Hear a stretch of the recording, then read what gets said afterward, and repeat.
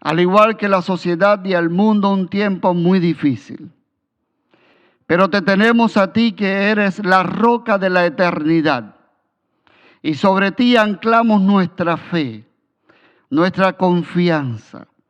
Por eso, Padre, nos encomendamos ahora al abrir tu palabra, para que el Espíritu Santo pueda usar este lugar, este púlpito, pueda usar mis labios, mi personalidad, para llevar un mensaje de aliento y de esperanza al mundo entero a través de las plataformas Facebook y YouTube. Padre, bendigo tu palabra en esta noche. Háblanos en el nombre de Jesús. Amén. Mientras regresábamos del cementerio el día 19 de enero a casa, mi suegra nos acompañaba con muchas lágrimas y mucha tristeza. Mientras conversábamos unos y otros, ella nos decía: yo sé que hay que volver a empezar, pero ¿dónde comenzar? Y esa es la pregunta que muchos están haciendo hoy día ante un divorcio, ante una situación familiar, ante una bancarrota, ante la pérdida de un ser querido. Sí, entendemos, sabemos que hay que volver a empezar, pero ¿por dónde, pastor, debemos comenzar? Esa es la pregunta, no solamente de Mireya, no es solamente la pregunta suya, era la pregunta de aquellos cristianos que en el primer siglo podían escuchar al apóstol decirle: mas el Dios de toda gracia, que nos llamó a su gloria eterna en Jesucristo, después que hayáis padecido un poco de tiempo, Él te perfeccione, te afirme, te fortalezca y te establezca. A Él sea la gloria y el imperio por los siglos de los siglos. Amén. Cuando el apóstol compartía estas palabras, más bien estaba exhortando a la iglesia. Porque la primera epístola es una epístola exhortativa a un pueblo que ha tenido que vivir un momento y una etapa de grande dificultad. La iglesia estaba siendo perseguida por Nerón en el año 64 del primer siglo. Y esos cristianos que huían tras un río de persecución sangriento, caían como palomas en el campo de batalla, luchando por su fe. Y muchos de ellos, mientras veían a sus parientes caídos, mientras ellos mismos tenían que ser azotados y aprendidos, se preguntaban: Dios mío, ¿dónde estás tú? Se preguntaban: sí, sabemos que la iglesia debe continuar, pero ¿cuándo y dónde comenzar? Por eso es que la primera epístola se convierte en una carta de exhortación, donde el apóstol Pedro está levantando la fe de los hermanos, la confianza en Jesucristo, porque Dios es el mismo ayer, hoy y siempre. Y le puedo hablar con toda certidumbre, porque al igual que aquellos cristianos, hoy nos ha tocado vivir tiempos de grande dificultad, tiempos de angustia. Mi esposa misma se preguntaba: ¿por qué, Dios mío? Me decía. ¿Por qué nos ha tocado a nosotros? Primero el primo, luego la casa nuestra y luego el resto de la familia, todos enfermos del COVID. Tal pareciera que Dios está llamando nuestra atención a una consagración de inmediato, de urgencia. Y en casa decíamos: ¿por dónde empezar? Y es posible que usted se esté haciendo la misma pregunta esta noche. Por eso quiero una vez más que usted dirija su vista al texto, porque este texto tiene 4 pepitas doradas para ti. Hay 4 cosas que tú debes tomar para ti esta noche, basada en 3 promesas de Dios, pero tiene un punto de partida, y es la respuesta al dónde debo comenzar, por dónde empezar. Mira, el texto bíblico dice el texto: mas el Dios de toda gracia, que nos llamó a su gloria eterna en Jesucristo. Y ahora mire el punto de comienzo de estas 4 joyas preciosas que Dios quiere ver en tu carácter, en tu vida, en la vida de la iglesia, en la vida de los facebookeros, en la vida de la gente de YouTube. Dice, después que hayáis padecido un poquito de tiempo. Y no sé si ya usted, al igual que yo, la agarró. No sé si usted ya sabe de dónde comenzar. Y es que volver a empezar no es fácil. Volver a empezar tiene su desafío en sí mismo. Pero ¿por dónde comenzar? Pedro dice que debemos comenzar por el sufrimiento. Después que hayáis padecido un poquito de tiempo. Ah, pastor, pero es que yo no entiendo esto. Es que yo no entiendo cómo es que a partir de mi sufrimiento yo debo volver a empezar. Yo no entiendo que ese sea el punto de partida, porque yo leo en la Biblia que Dios es un Dios de amor, que Dios es un Dios de bendición. Pero escucha, hermano mío, mientras vivamos en este mundo, el dolor, el sufrimiento, las lágrimas, la angustia, será la piedra de tropiezo de todos los días. Y por ahí debemos comenzar.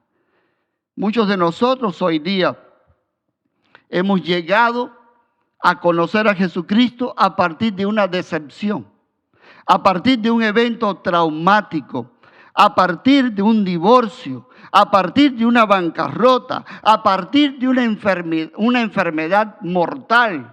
Hay mucha gente que están allí en el Facebook, que no nacieron en la iglesia, que no fueron presentados como nuestros hijos cuando los trajimos acá con días de nacidos. No, muchos de nosotros hemos llegado a partir de algún evento que nos marcó y por lo general son eventos que han causado mucho dolor a nuestras vidas. Sin embargo, han sido una herramienta de bendición en manos del Espíritu Santo. Y gracias a esos eventos, a esas situaciones que detonaron en lágrimas, en tristeza, en decepción, en fracaso, hoy nosotros estamos aquí porque hemos encontrado en cada uno de esos episodios una razón para correr al único lugar donde estamos seguros, y ese lugar se llama Jesucristo. Si usted se siente seguro en Cristo, escriba allí conmigo, ponga allí en el Facebook, amén. Estoy seguro en Cristo porque Él es el mismo de todos los tiempos. Y Él ha dicho que está con nosotros aun cuando tengamos que descender al valle de las lágrimas, al valle de la sombra, del dolor, del sufrimiento, incluso hasta el valle de la muerte. Jesús siempre ha estado y estará con nosotros. Por eso el apóstol dice que el sufrimiento debe ser el punto de comienzo. Y una vez que entendamos correctamente que el sufrimiento puede ser una herramienta de bendición en manos del Espíritu Santo, entonces estamos abiertos a un cambio. Estamos abiertos a recibir lo bueno o lo mejor que Dios quiere traer para este 2021 a tu vida. Y escucha bien, porque ahora es cuando se pone de verdad bueno el mensaje. Yo lo hallé así, de esa manera. Porque después que hayáis sufrido un poquito de tiempo, después que hayáis tenido que derramar lágrimas, después que hayáis padecido, que hayáis pasado por el valle sombrío del dolor, de la dificultad, del fracaso, dice la palabra de Dios que Dios va a cumplir en tu vida 4 cosas extraordinarias. Número 1, perfección. Noten ustedes que la perfección es una joya del carácter que Dios quiere ver en la vida de sus hijos. Y muchas personas, si hoy la iglesia estuviese llena, es más, les voy a lanzar la pregunta y usted la responde si desea hacerlo allí en el YouTube o respóndalo allí en los comentarios del Facebook. ¿Cuántos se sienten que ya son perfectos? Y hay muchas personas que me dicen, pastor, es que la perfección es imposible. Nunca vamos a ser perfectos. Nunca vamos a llegar a esa norma. Pastor, es que la perfección no es para este mundo, es para la eternidad. Y si usted cree eso, venga conmigo a la palabra de Dios y vayamos un momentico al Evangelio según San Mateo, al capítulo 5, al versículo 48. Y usted va a leer con sus propios ojos. Usted va a leer lo que dice el Señor Jesucristo, que es la norma que Él tiene para la iglesia. Dice la palabra de Dios: sed pues vosotros perfectos, como vuestro Padre que está en los cielos es perfecto. Ahora yo te pregunto, ¿es posible la perfección en este mundo? Responda. O al menos respóndase a usted mismo. Porque si decimos que no es posible, entonces estaríamos afirmando lo que muchos dicen allá afuera. Hay muchas personas que dicen que Dios es un Dios injusto, porque es un Dios que pone normas, pone metas que sus hijos nunca la alcanzarán. Y si usted cree que la perfección no es posible, entonces usted de inmediato se está aliando a ese montón de mente que dice que Dios es demasiado injusto. Porque el mismo Jesús dice: sed pues vosotros perfectos. Y esa perfección no es para la eternidad. Esa perfección es para este tiempo, es para ahora, es para tu familia, es para este año, es para este tiempo que te ha tocado vivir en medio de una crisis marcada por las lágrimas y el sufrimiento. Sed pues vosotros perfectos. Entonces, ¿qué cosa es perfección? Pastor, explíqueme entonces. Porque yo entiendo que perfección es un punto donde yo debo llegar y donde nunca más me voy a equivocar.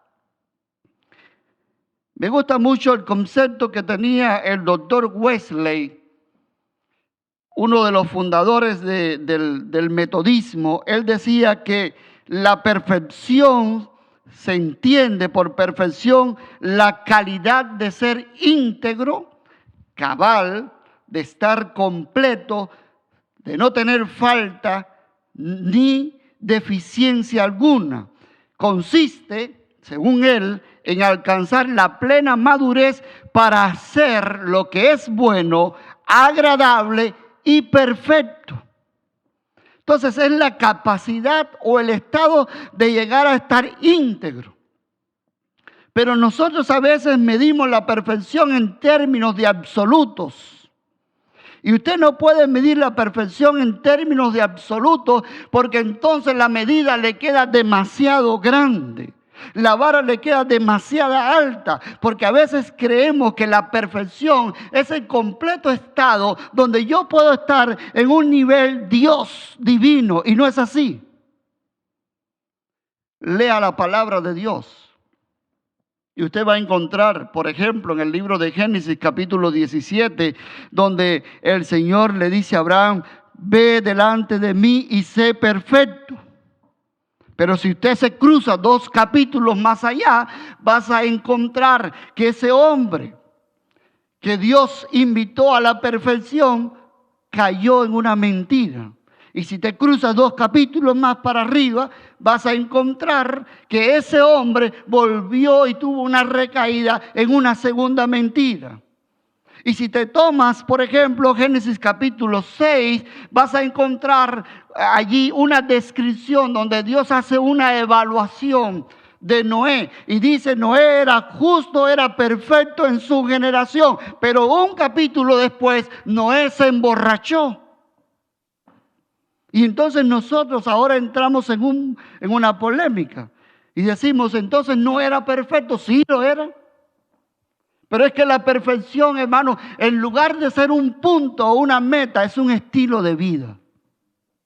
Es que la perfección es un proceso de cambios que va a ocurrir en su vida en la medida en que usted se abra al Espíritu Santo, en la medida en que usted mantenga una relación de estudio, de oración, de testificación, donde usted comienza a emular con Dios y se parece más a Dios cada día, porque su vida ahora está entregada en Dios.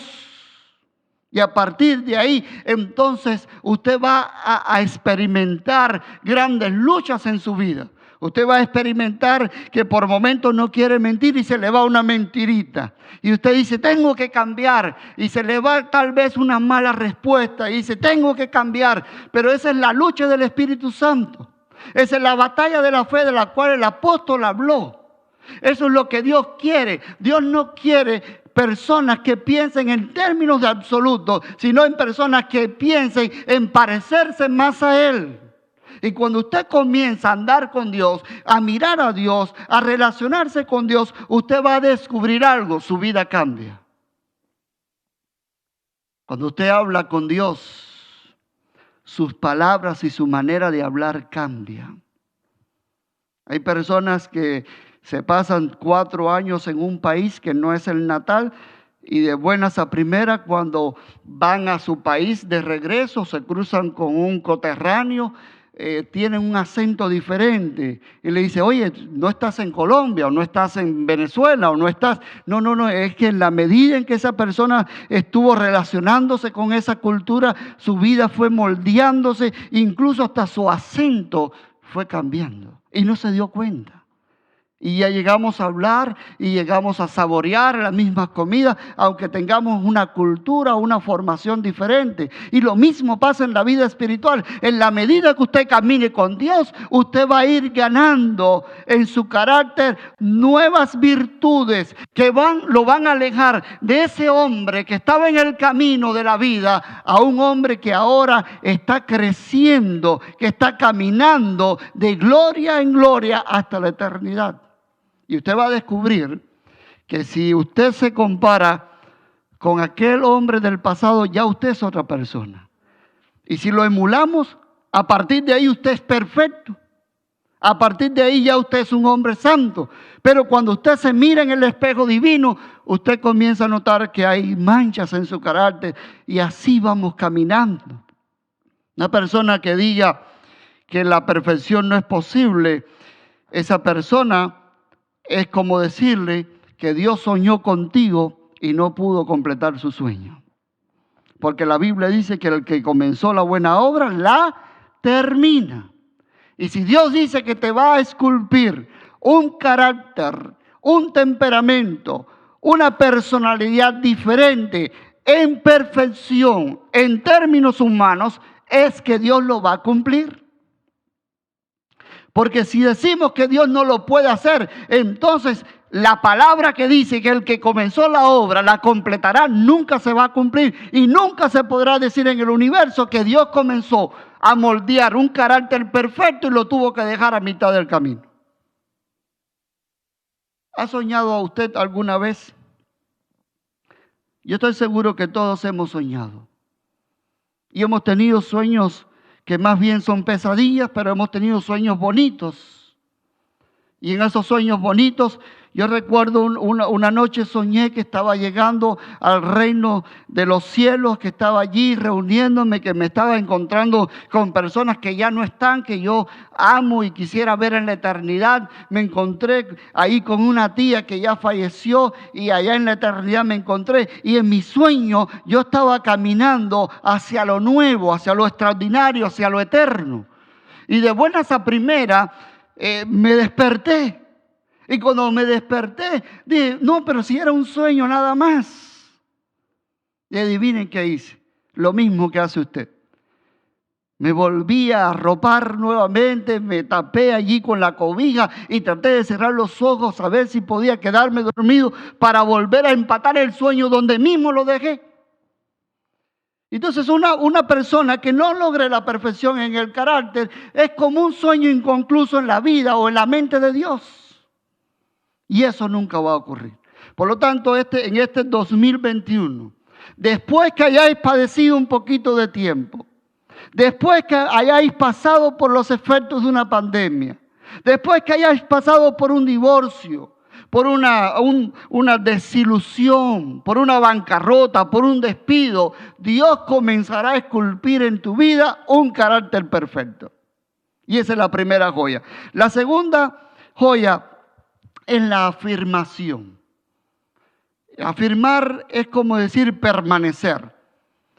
Y hay muchas personas que son como el arco iris. El arco iris siempre nos lleva o nos llena de admiración. ¿Cuántos hemos visto alguna vez el arco iris? Creo que todos. El arco iris es algo extraordinario. Donde quiera que usted haya visto un arco iris, recuerdo que cuando era pequeño, que vivía en una zona campestre, se podía ver con mucha frecuencia el arco iris. Volví a tomar una imagen extraordinaria de un arco iris cuando visité las cataratas del Niágara en la parte de Canadá, mirando hacia los Estados Unidos, allí donde cae ese chorro de agua, esa pared de agua que comienza a caer millones de galones por minutos. Yo vi allí el arco iris. Es más, tengo una foto donde se ve el arco detrás, extraordinario. A toda persona que le he mostrado esa foto siempre le roba un wow, extraordinario. En la vida he aprendido que hay mucha gente arcoíris. Gente que cuando usted los escucha hablar, usted dice, wow. Esta persona tiene una cultura muy vasta. Wow, esta persona respira conocimientos. Wow, esta persona parece ser exitosa, pero la prueba del tiempo es algo difícil de superar. Y hay mucha gente que aunque siempre nos roba un wow, finalmente termina defraudándonos. Porque el arco iris, aunque siempre te llena de admiración, tiene un problema: no permanece. Con el tiempo se va a disipar. Y la Biblia nos hace un llamado de advertencia. Y la Biblia dice allí en el libro de Santiago que no debemos ser como el humo, que en un momento asciende, se deja ver y pronto ¿qué hace? Desaparece. O como la hierba del campo que hoy es y mañana deja de ¿qué? De ser. Y hay personas a veces que nos han llevado o robado ese wow, esa admiración en el mundo espiritual, y que lejos de al pasar una crisis muestre los rasgos de fe que dejaron verse en un momento determinado. A veces esas personas los vemos renegando de Dios. Esas personas a veces las vemos diciendo no voy más a esa iglesia porque simplemente alguien le negó un saludo o porque alguien no lo vio y él creyó que le negaron el saludo. Y a veces vemos esas personas enojadas con la vida, enojadas consigo mismos, que no revelan ni reflejan la permanencia en los valores espirituales, mucho menos en un Dios que les ha mostrado gracia y amor. Por eso, hermano mío, no seas arcoíris. Este año proponte ser tú mismo, que tu carácter sea esculpido con letras doradas, que tu vida y tus labios siempre se abran para bendecir y no para maldecir. Sé tú mismo, sé honesto, sé transparente, deja la hipocresía, la falsedad, la mentira. Yo creo que ya es hora de mostrar el lado honesto que todo cristiano debería mostrar, incluso hasta en las fotos de Facebook. Yo no sé si yo solamente tengo ojos a veces para ver estas cosas, pero hay personas que no son honestos ni en foto. No sé si usted lo ha visto, nos puede dejar su comentario. Personas que usted lo ve en una foto y dice, ¿quién es? ¿Quién es? Mi amor, alcánzame los lentes, a ver. No, pero no es esa persona. Es que esa foto pasó por 25 filtros. A esa foto le hicieron tomitod, a esa foto le hicieron la lípula, a esa foto le hicieron hasta cirugía plástica. Y a veces nosotros nos reímos y relajamos con esos asuntos, pero a veces estas cosas dejan ver la ventana del alma. Hermano mío, que el 2021 sea el año de la honestidad, de la transparencia, de mostrar una verdadera imagen, personalidad, donde la gracia de Cristo se deje ver en ti, en tu Facebook, en tu familia, en tu manera de hablar, en tu proyección, en tus negocios. La tercera joya preciosa es el fortalecimiento. Y aquí yo quiero detenerme un momento porque hay muchas personas que necesitan crecer en fe. Yo creo que si algo positivo yo puedo sacar de todas estas crisis, estos eventos que hemos estado viviendo, es que Dios nos quiere llevar a un nuevo nivel. Y cuando se cumpla el tiempo adecuado y las autoridades sanitarias digan, podemos congregarnos. Yo quiero congregarme en una iglesia que haya crecido en fe, que esté anclada en Dios, que se haya arropado con la gracia del Omnipotente, que respire y que exhale Espíritu Santo, Espíritu de poder. ¿Has visto cuando Dios está con una persona? ¿Has visto cuando un cristiano es apoyado y respaldado por el Espíritu Santo? ¿Has visto cuando Jesucristo camina al lado de una persona? Usted se para allí y dice, ¡wow! Y todos nos admiramos porque hemos leído la Biblia. Si usted no ha visto esa calidad de persona, esa calidad de fe, entonces vaya a la Biblia. Lea entonces cómo un Josué fue capaz de orar y el tiempo se detuvo. Es más, lea cómo Dios en respuesta a una oración le dio marcha atrás al tiempo. Dígame usted si eso es fe o no es fe. Lea entonces cómo Daniel y sus compañeros resolvieron ir al horno de fuego ardiente, multiplicado 3 veces más en su calor, en su fogaje. Y esas personas caminaban y se reían. Dígame usted si eso es fe o no es fe. Cómo Daniel fue capaz de decir, no voy a dejar de orar a mi Dios. Si hay que ir a los leones, échenme al foso de los leones, pero yo voy a ir a los leones porque Jesucristo me va a guardar. ¿Eso es fe o no es fe? ¿Es estar fortalecido en Dios, sí o no? Por eso es que yo ruego que este año sea el año del fortalecimiento. Si tú quieres que Dios te arrope con esa calidad de fe, escribe ahí, Señor, ayúdame a que este sea el año de mi fortalecimiento. Que sea un año extraordinario.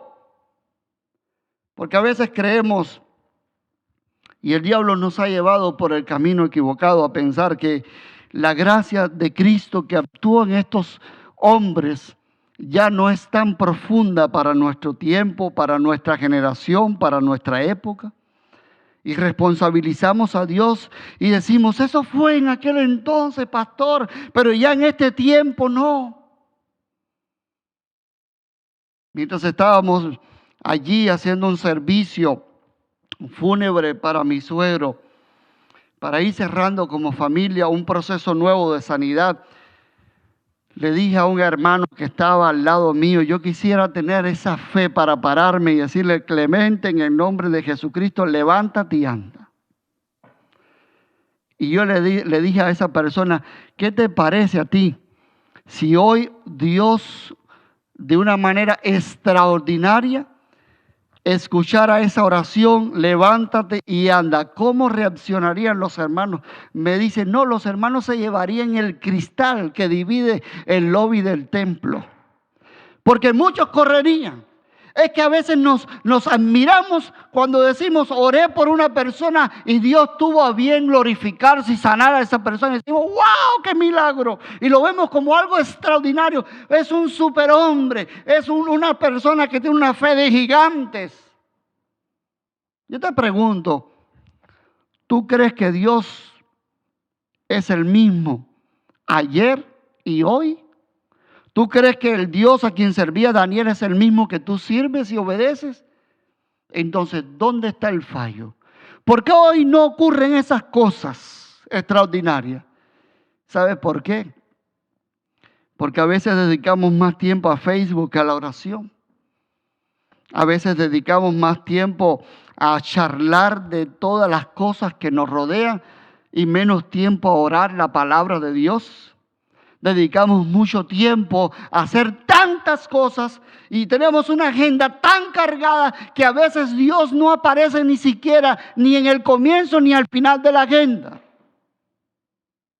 Y este tiene que ser un año, hermanos, de cambios en tu vida. Este debe ser el año del fortalecimiento y debe ser el año del establecimiento. Por eso la cuarta bendición es establécete. Y yo quiero, hermanos míos, llamarte a establecernos.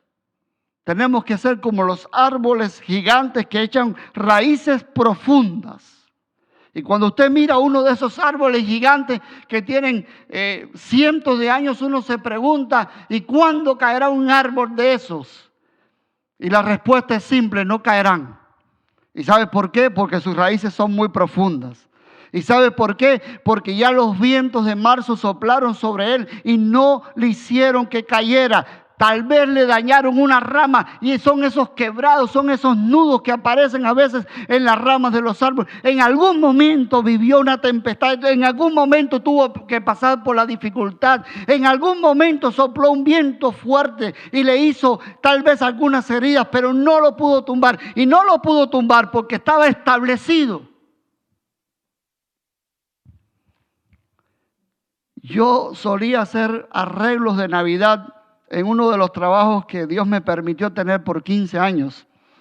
Y recuerdo que en una etapa tenía que hacer los arreglos, la decoración de Navidad, y sembré un árbol lindo enfrente del edificio.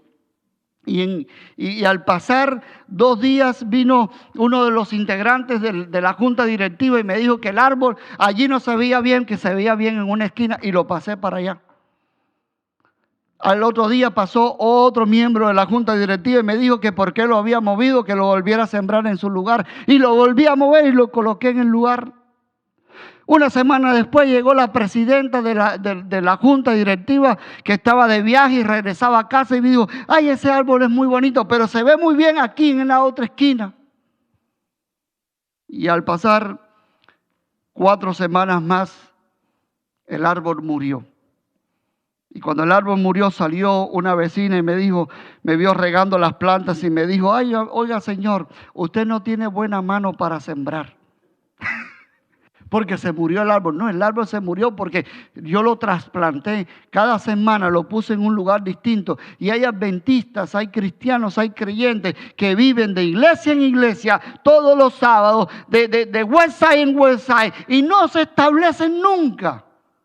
Son como la veleta del campanario de una iglesia que da vueltas cuando el viento gira, él gira y cambia. Y la vida no se trata así. Por eso tú tienes que tener convicciones profundas en Dios. Tú tienes que tener una devoción activa con Dios, porque ningún viento te puede cambiar tu manera de confiar en Dios. Ningún viento te puede robar los principios eternos de la palabra de Dios. Hay 3 razones básicas por las que yo creo que Dios va a cumplir estas 4 bendiciones en tu vida. Por las que yo creo que Dios te va a perfeccionar, te va a afirmar, te va a fortalecer y te va a establecer. Primero, porque Dios es el Dios de todas gracias. Mas el Dios de todas gracias. Noten, la Biblia dice que Dios es el Dios de todas las gracias. Él no es el Dios de las pequeñas gracias. Él no es el Dios de algunas gracias. Si yo creo que Dios, el Dios en quien yo creo, es el Dios de todas gracias, entonces yo creo que esta noche debemos arrodillarnos y decirle al Dios de todas gracias que seque el acueducto de nuestras lágrimas. Es hora de cristianos de que nos arrodillemos y le pidamos al Dios de todas gracias los sueños de nuestros corazones. Es hora que como pueblo de Dios podamos confiar en que el Dios de todas gracias, que hizo posible que en el pasado sus hijos coman, hoy pueda proveer mesa en el desierto para ti. Porque tú sirves al Dios de todas gracias, no al Dios de algunas gracias. Entonces, si Dios es el mismo, si Dios es el Dios de todas las gracias, yo te pregunto, ¿qué enfermedad hay aquí en el mundo que el Dios de todas gracias no pueda sanar? Te pregunto, ¿qué situación económica está paralizando tu vida que el Dios de todas gracias no pueda arreglar? ¿Qué es lo que necesita ser reparado en tu vida que el Dios de todas las gracias no pueda reparar? Un concejal del equipo de Alejandro Magno recibió halagos del gran monarca y el monarca le dijo al tesorero, dele todo lo que este hombre fiel pida. Y el hombre pidió una suma tan grande de dinero que el tesorero corrió y le dijo, oye, el hombre se volvió loco porque está pidiendo algo que es demasiado. Es más, no se lo concedí. Te lo estoy consultando porque creo que se le fue la mano. Y Alejandro dijo, es cierto que lo que está pidiendo es algo grande. Es cierto que lo que está pidiendo es algo extremadamente grande, pero no es más grande que Alejandro. Por lo tanto, dele lo que Él pidió. Y yo te pregunto, ¿es tu Dios, el Dios de todas gracias, más grande que Alejandro?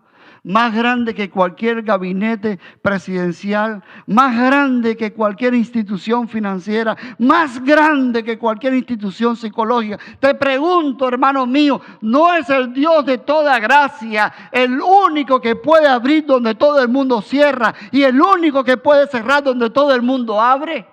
Entonces, arrodillémonos y pidámosle al Dios de toda gracia que nos llamó. Es que tú eres llamado. Yo no sé si usted tiene el mismo espíritu, pero yo estoy aquí en caliente. Y esta noche yo puedo predicarle hasta mañana. Es más, podemos hacer una vigilia. Es que Dios nos llamó. Y cuando tú eres llamado por Dios, entonces tú te rindes y confías plenamente en el llamamiento que Dios te ha hecho. El apóstol Pablo, cuando le decía, es que usted no caminó entre los 12, Pablo decía, pero yo soy llamado por Jesucristo. Es que el éxito no es en estar, el éxito está en ser llamado. Y Dios te llamó. El Dios que te llamó es el Dios que te provee, es el Dios que sana, es el Dios que responde. Es el que antes conoció, dice la palabra, también los predestinó. Y a los que predestinó, a estos llamó. Y a los que llamó, a estos también justificó. Y a los que justificó, a estos glorificó. Entonces Dios te llama. La Biblia dice, venid a mí todos los que estáis trabajados y cansados, y yo os haré descansar. Y tu llamado, esta es la tercera razón por la que creo que Dios te va a regalar esas 4 joyas.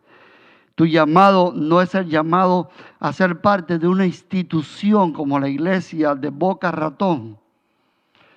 Tu llamado es en Jesucristo. Y Jesucristo es el mismo que llamó a Daniel, es el mismo que llamó a Lázaro de la tumba, es el mismo que llamó a María en sus pecados, es el mismo que extendió su gracia a los profetas, es el mismo que hoy te está mirando en tus lágrimas.